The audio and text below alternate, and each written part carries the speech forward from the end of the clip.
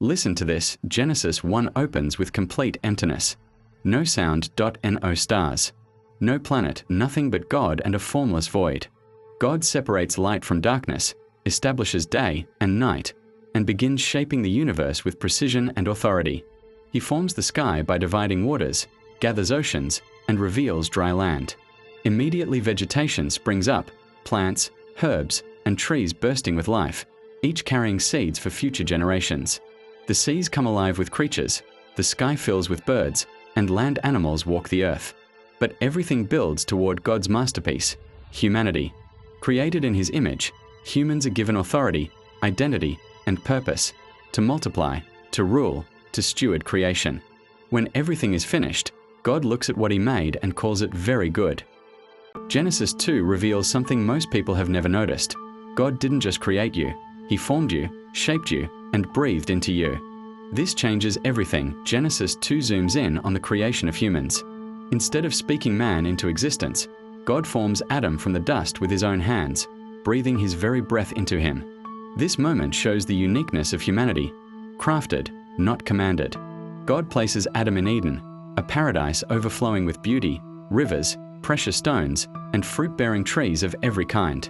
Adam's assignment is clear: work the garden, protect it, and obey God's single boundary: avoid the tree of the knowledge of good and evil. Seeing Adam alone, God declares that solitude is not good. He brings the animals for Adam to name, but none fit his need for companionship.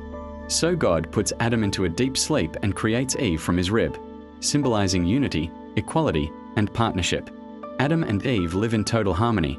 No shame, no fear, no conflict. This chapter paints a world exactly as God intended before brokenness entered.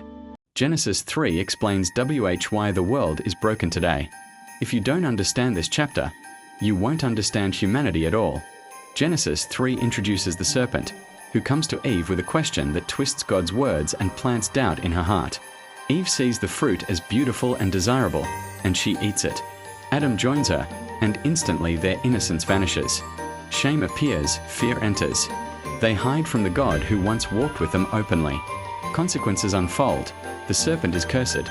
Eve will experience pain and relational struggle. Adam will face difficulty in working the ground. Yet in this moment of judgment, God releases the first prophecy of redemption, that one day a descendant of the woman would crush the serpent's head. If you think jealousy is small, Genesis 4 will shock you. This chapter shows how one emotion can destroy a destiny. Listen closely. Genesis 4 shifts from the perfection of Eden to the harsh reality of life outside it. Adam and Eve begin a new world, one built on hard work, pain, and consequences. They have two sons, Cain, a farmer, and Abel, a shepherd. Both brothers bring offerings to God. Abel offers the firstborn of his flock, his best. God accepts Abel's offering but rejects Cain's because it lacked heart, honor, and obedience. This rejection exposes what was already inside Cain: anger, envy, and a bruised ego. God warns Cain, "Sin is crouching at your door, and you must master it." But Cain refuses to master it, so sin masters him. Cain lures Abel to the field and murders him, the first murder in human history, not committed by a stranger or an enemy, but by a brother. When God confronts him, Cain lies, "Am I my brother's keeper?" God marks him and sends him away as a restless wanderer. But even in judgment, God protects him. No one is allowed to kill Cain. The chapter also shows Cain building a city, having children, and forming the first human society. His descendants create music, tools, and technology, but also violence. Lamech, Cain's descendant, boasts about killing a man. Sin multiplies. Finally, Adam and Eve have another son, Seth, through whom God continues the line that will one day lead to Noah, Abraham, David, and eventually Jesus. Lessons from chapter 4.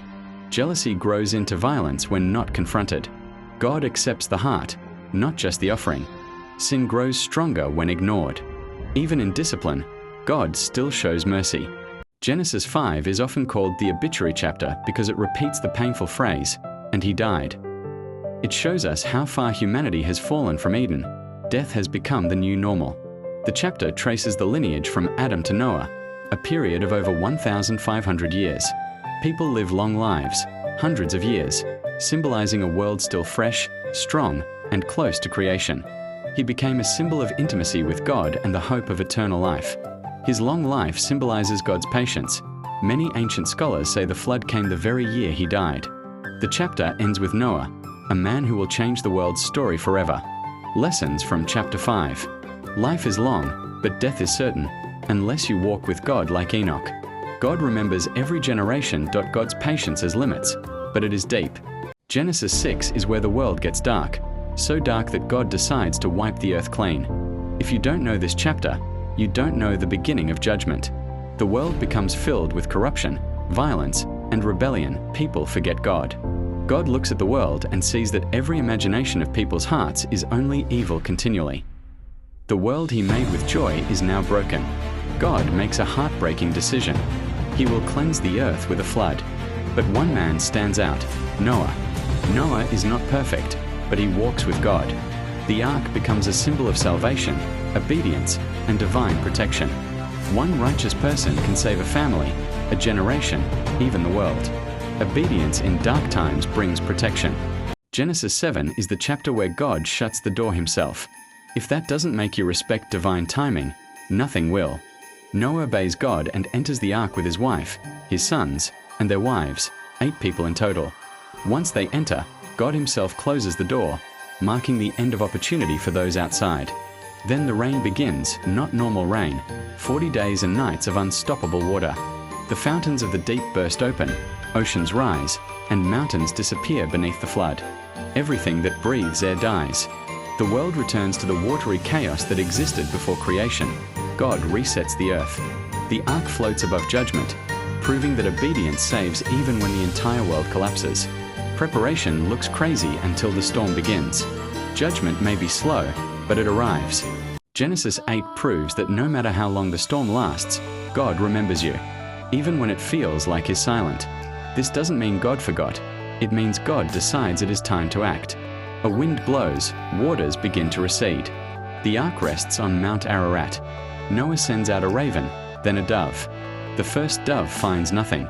The second dove returns with an olive leaf, symbolizing new life.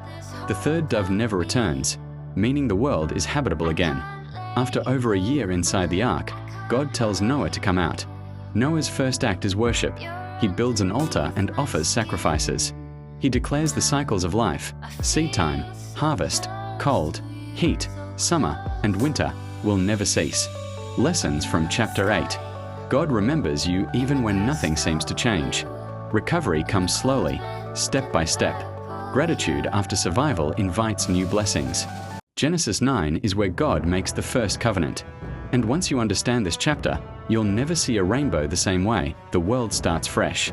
God blesses Noah and his sons, telling them to multiply and fill the earth. Then God makes a covenant with Noah, his descendants, and every creature on earth. He will never again destroy the world with a flood.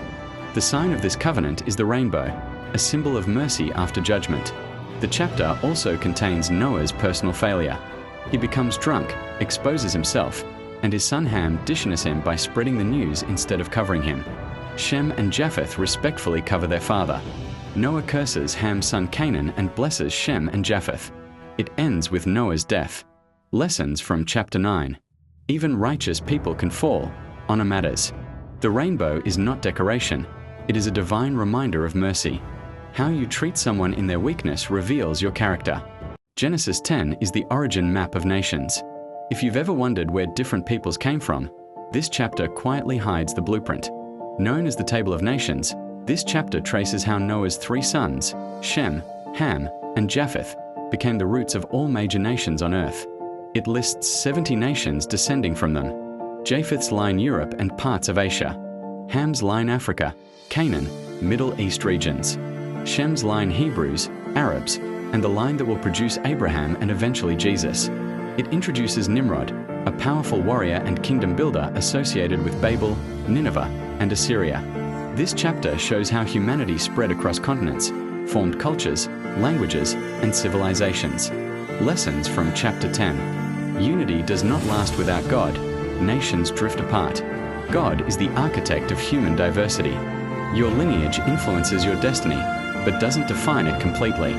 If you've ever wondered why humanity speaks different languages, this chapter reveals the moment everything changed. Genesis 11 opens with a world united. One language, one culture, one direction. Humanity moves eastward and settles in the land of Shinar. This tower isn't just architecture, it's rebellion. It's mankind saying, "We will make our own name. We don't need God to lift us." Their unity becomes dangerous because they are unified against God. So God comes down, examines their project, and confuses their language. The city becomes known as Babel, meaning confusion. This is the origin of nations, languages, and cultural separation. The chapter then shifts to a genealogy tracing the line of Shem down to a man named Abram. The stage is now set for God to shift from dealing with humanity as a whole to building a covenant with one family that will bless all nations. Lessons from chapter 11. Human ambition without God always collapses. When we build for our own name, confusion follows. When we follow God's purpose, clarity comes. If you don't know how the story of faith truly began, Genesis 12 is where everything changes. God speaks to Abram and tells him to leave his country, relatives, and father's house. This is radical. God is calling him away from everything familiar. Through Abram, all families of the earth will be blessed. Abram obeys without knowing the destination. He travels to Canaan, and God appears again, promising the land to Abram's descendants. A famine drives Abram to Egypt, where fear causes him to lie about Sarai being his sister.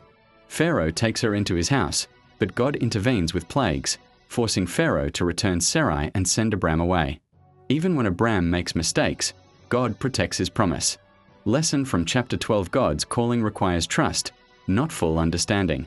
Obedience opens doors that fear tries to close, and grace covers our missteps. When God is ready to elevate you, separation becomes unavoidable. Abram and Lot return from Egypt with great wealth. Their herdsmen begin to argue because the land cannot support both households. Instead of fighting, Abram tells Lot to choose any land he wants.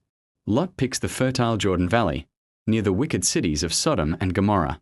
Abram takes the less attractive land. After Lot leaves, God speaks again, expanding the promise. Abram's offspring will be as numerous as the dust of the earth. Abram moves to Hebron and builds another altar, marking another moment of surrender and obedience. Lesson from chapter 13: Sometimes God increases you by removing people from your journey. Choosing peace over conflict positions you